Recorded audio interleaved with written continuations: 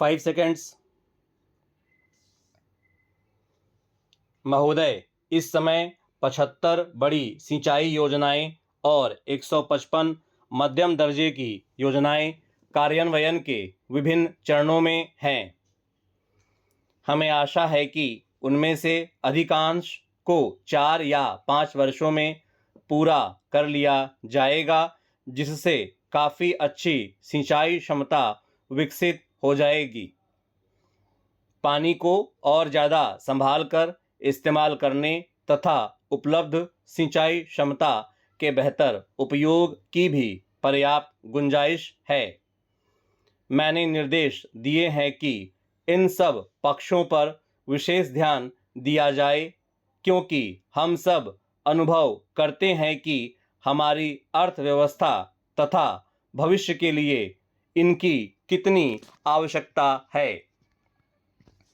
कुछ माननीय सदस्यों ने अंतर्राज्यीय जल विवादों को सुलझाने में देरी पर चिंता व्यक्त की थी।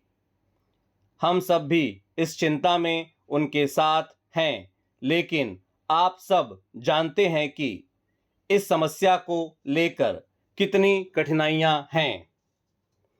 पानी राज्यों के अधिकार क्षेत्र वाला विषय है और इससे संबद्ध विवाद मुख्यतः उन राज्यों को बातचीत द्वारा हल करने हैं जो इससे जुड़े हों। केंद्र में हम पूरी कोशिश करते हैं कि संबद्ध राज्य बातचीत का सिलसिला चलाएं। एक माननीय सदस्य ने आरोप लगाया कि हमने एक विवाद में किसी एक राज्य का पक्ष लिया है। मेरा कहना है कि इसका बिल्कुल कोई भी औचित्य नहीं है। चाहे कावेरी हो या नर्मदा या अन्य नदी, केंद्र पूरी कोशिश करता रहा है कि ऐसे विवादों का न्यायोचित हल निकाला जाए, लेकिन ऐसे मामलों में संवेगपूर्ण वातावरण पैदा हो जाता है। माननीय सदस्य जानते हैं कि जैसे ही ऐसे प्रश्न उठते हैं, सभी दलगत भेद भुला दिए जाते हैं। किसी सकारात्मक उद्देश्य से एक होने के बजाय हम ऐसे विवादों पर एक हो जाते हैं। चाहे कोई प्रस्ताव कितना ही तर्कसंगत क्यों न हो, लोग इस डर से उसे मानने से कतराते हैं कि उन्हें अपने क्षेत्र में जनता की आलोचना का शिकार होना पड़ेगा और उनकी लोकप्रियता पर प्रभाव पड़ेगा। अगर प्रस्ताव न्यायोचित है तो दोनों ही पक्ष उसे अन्यायपूर्ण करार दे देते हैं। एक प्रस्ताव यह आया था कि पानी को राष्ट्रीय संपत्ति घोषित कर दिया जाए। मैं पूरी तरह से इसके पक्ष में हूँ और अगर आवश्यकता हुई तो ऐसा करने के लिए संविधान में संशोधन किया जा सकता है, लेकिन इसके लिए राज्यों की स्वीकृति मिलना आवश्यक है और उनमें से अधिकांश ने इस विचार का विरोध किया है। मैं सभी दलों से अपील करूंगी कि वे इस महत्वपूर्ण प्रश्न को राजनीति का एक प्रश्न न बनाएं और केवल स्थानीय हितों को ही नहीं, जो निसंदेह बहुत अहम होते हैं, बल्कि राष्ट्रीय हित को दृष्टि में रखकर आदान प्रदान की भावना से काम लें। एक माननीय सदस्य के विचार से सरकार की नीतियां किसान विरोधी हैं। वास्तव में यह एक ऐसा नारा है जिसे देश के कुछ भागों में दोहराया जाता है। कुछ अन्य हमें अमीर किसानों का पक्षपाती बताते हैं। हमें इनमें से किसी का भी दोषी नहीं ठहराया जा सकता। पिछले समस्त वर्षों में हमारी कोशिश यही रही है। महोदय, कृषि उत्पादन बढ़ाने के लिए जो कुछ भी संभव है वह किया जाए, जैसे ऋणों की व्यवस्था, जल और बिजली की आपूर्ति, उर्वरकों और अच्छे बीज का इंतजाम। इन सबको उचित दामों में उपलब्ध किया जाता है और यह सुनिश्चित किया जाता है कि किसानों को उनकी उपज के लाभदायक मूल्य मिले।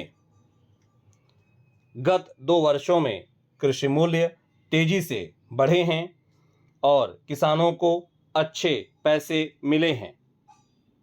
जब मूल्य कुछ गिरने लगते हैं तो शिकायतें होनी शुरू हो जाती हैं, लेकिन अगर औद्योगिक कच्चे माल तथा तैयार माल की कीमतों के साथ साथ कृषि जिन्सों के भी मूल्य कुछ न गिरें तो आमतौर पर मूल्यों को कैसे नीचे लाया जा सकता है। मुझे एक माननीय सदस्य के तमिल में व्यक्त किए इस विचार को सुनकर आश्चर्य हुआ कि हम तमिलनाडु में सूखे के प्रति उदासीन हैं, और यद्यपि मैं वहां गई थी फिर भी मैंने वहां के लोगों के प्रति सहानुभूति नहीं व्यक्त की। यह एक असाधारण आरोप है। जो कहा गया उसके विपरीत मैंने अपनी गहरी चिंता व्यक्त की। मुझे बताया गया है कि इन सदस्य महोदय ने राज्य में सूखे के लिए कांग्रेस को दोषी ठहराया। काश कि बादलों पर मेरा ऐसा कोई नियंत्रण हो पाता, लेकिन जब मैं वहां थी तो कुछ बूंदाबांदी अवश्य हुई थी, लेकिन उससे उनकी तंगी, उनकी आवश्यकता पूरी नहीं हुई। सूखे से हमें बहुत नुकसान पहुंचा है और लगातार सूखों तथा युद्ध ने हमें प्रायः 1 दशक पहले की हालत में पहुंचा दिया है। ज़्यादा चिंता का विषय यह है कि सूखा युवाओं और बच्चों के शारीरिक और मानसिक विकास को आघात पहुंचाता है। यद्यपि राहत कार्यक्रमों के कारण भूख से त्रस्त होने की नौबत नहीं आई है। किसी भी राज्य सरकार को सूखे का बहाना बनाकर केंद्र से वह जितने पैसे खींचने की कोशिश नहीं करनी चाहिए और भरपूर प्रयास किया जाना चाहिए कि राज्य के अपने साधनों तथा केंद्रीय सहायता का उपयोग सही ढंग से किया जाए और जिन लोगों की आवश्यकता सबसे ज़्यादा है उनको राहत मिले। लेकिन राष्ट्र की सहानुभूति केवल धन के तराजू पर नहीं तोली जानी चाहिए, उसकी माप होनी चाहिए राहत कार्यों की प्रभाविकता। जल संचयन संबंधी निर्माण कार्य किए जाने चाहिए। इससे भविष्य में वर्षा अपर्याप्त होने पर सहायता मिलेगी। इस काम के लिए सरकार को स्वयं स्थानीय लोगों को जहां तक हो सके प्रेरित करना चाहिए और ठेकेदारों पर ही भरोसा करके नहीं संतुष्ट हो जाना चाहिए, क्योंकि हो सकता है कि ठेकेदार अपने लाभ के लिए लोगों का शोषण करने लगें।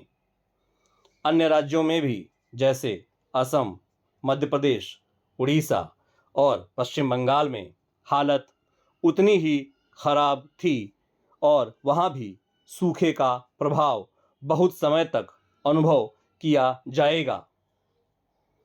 हिमाचल प्रदेश में भूकंप से कष्ट पाने वालों के साथ भी हमारी सहानुभूति है। यहाँ बैठकर हम सोचते हैं कि वहाँ सर्दी का मौसम होगा। लेकिन क्या हम यह कल्पना कर सकते हैं